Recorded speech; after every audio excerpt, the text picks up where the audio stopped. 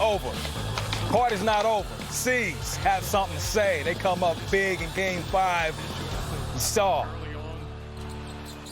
the big three get buckets. Jason Tatum with 31, Jaylen Brown with 28, Kemba Clutch doing his thing with 15 as the Boston Celtics extend the series and live to play another day. NBA fans, what's good? You are now rocking with the best. Ro Parrish in Studio B, Playoff Central Live, presented by AT&T 5G. I'm not solo dolo. I got my runners with me.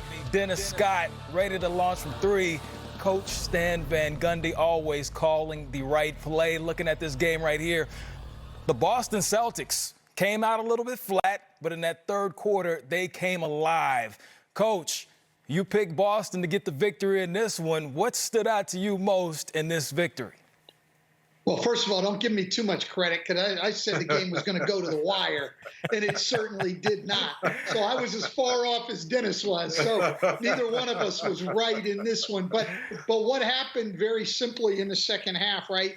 Their defense picked up. The Celtics defense was outstanding. A lot more pressure, deflections, created turnovers, some chances to run.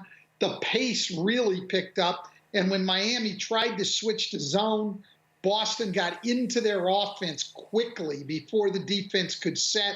A lot of credit to Daniel Tice running into quick pick and rolls in that. And then over the course of the game, Boston did a much better job taking care of the ball. They'd been averaging 16 turnovers a game. They held that down, which kept Miami out of transition.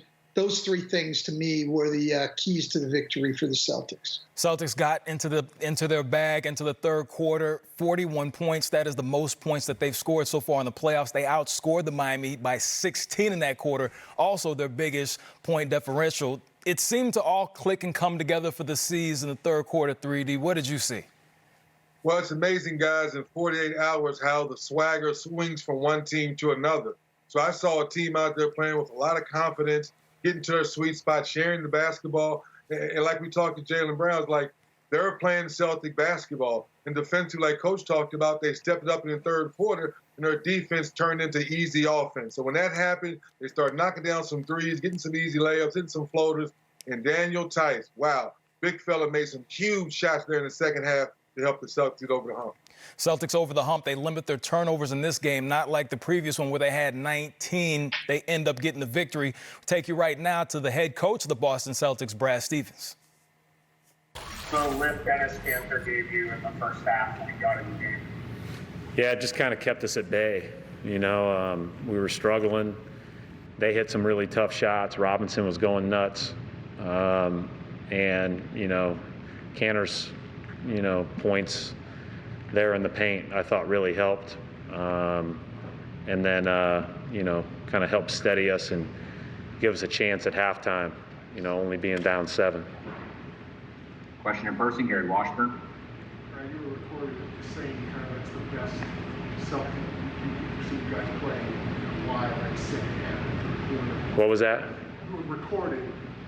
Yeah, I hate those things.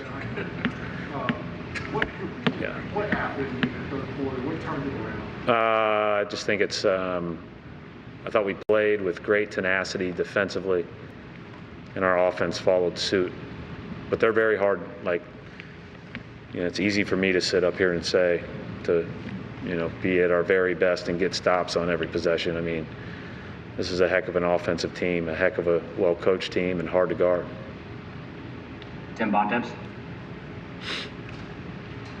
Brad, it seemed like you guys made a concerted effort in the second half to get to the rim and try to attack the paint more. Is that anything you guys talked about at halftime in terms of trying to be more aggressive instead of settling?